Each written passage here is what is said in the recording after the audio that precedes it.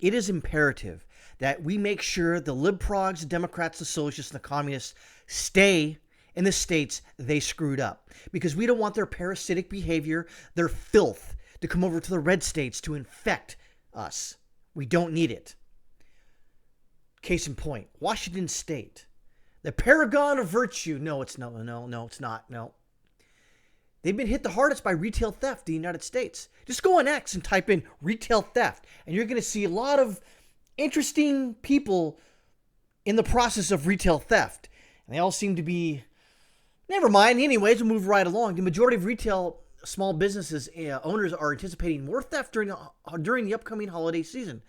And of course, there's no incentive for them to stop said retail theft. Why would they? Why would they stop? They've already said the cops won't show up in most cases to these thefts. And then if you do try to stop people from stealing, you go to jail. That's weird. A new report revealed that Washington State has been the most impacted by retail theft. According to the analysis by Forbes, based on Washington's share of the country's population, the Evergreen State accounts for 48% more retail theft than a state its size should. Why is this happening? Soros prosecutors? Possibly. Inept judges? More than likely. Feckless cops? Most likely. Absolutely. Why? Because there's no incentive to cops to stop someone from stealing. Oh, it was less than $900. I don't care. I'll just write a report. Oh, and then these idiots on the left will say, well, that's why the businesses have insurance. Oh, okay. Right. But, hey there, tough guy. Let me explain something to you about insurance. If you have car insurance and you get into numerous accidents and you think the insurance company's going to keep you on their policy, no, they're going to either raise your premium, which they will if you get into too many accidents, or they'll just flat out say, we can't afford you anymore. And there you go. No more insurance. Because no one's going to, why would they? And if your business keeps getting robbed and robbed and robbed and robbed, what's going to happen?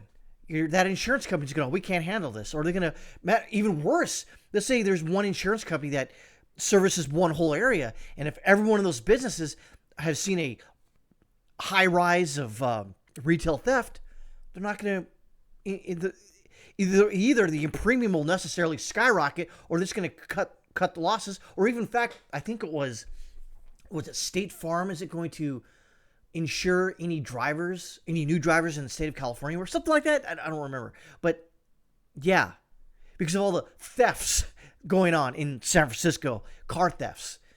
Washington was also ranked the third worst in total value of items stolen, with an average loss of $347 per person.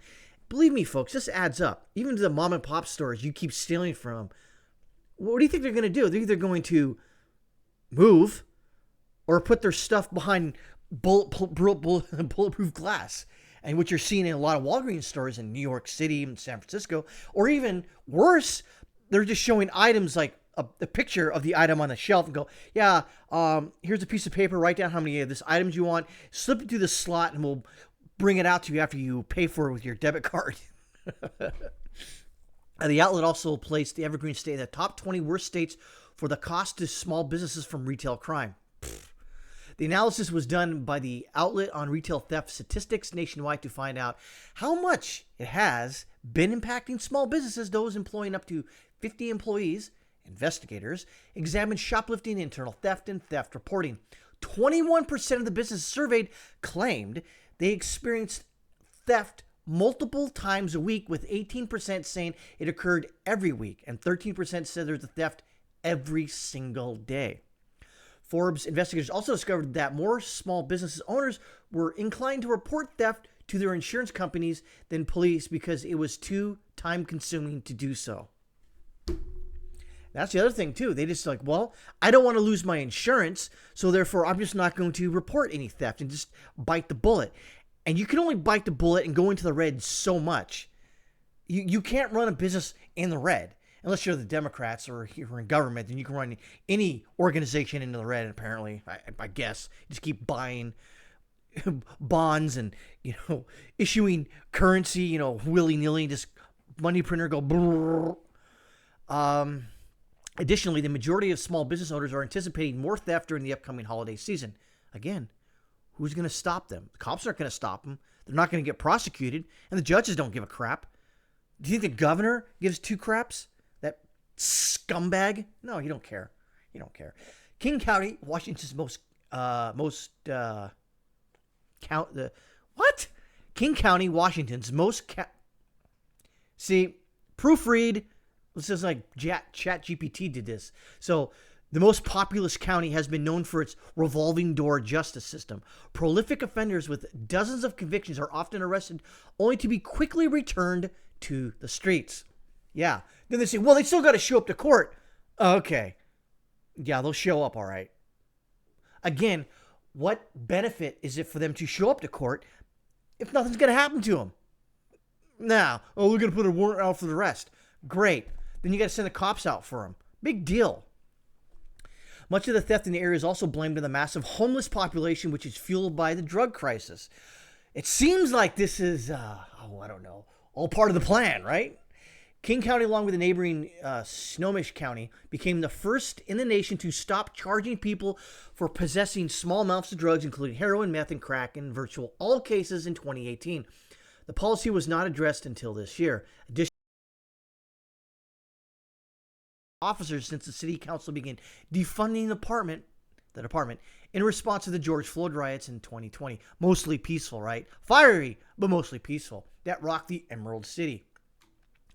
Following the exodus, crime spiked in the city, just tied the all-time annual homicide record set back in 1994.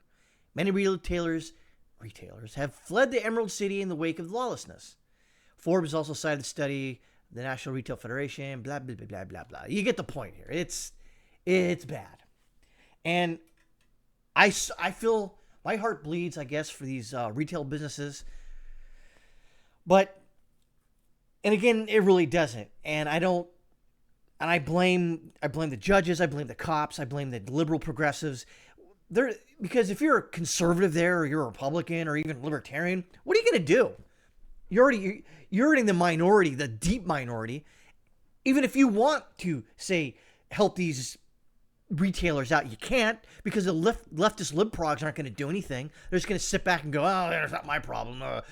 We're on the case. Even though we defunded the police, but, we're hiring more police. Not really. But you see, that's why I'm saying we cannot let, and I know I don't have the power to do this, but we have to convince these libprogs and Democrats and socialists to stay in Washington State, Oregon, California, etc.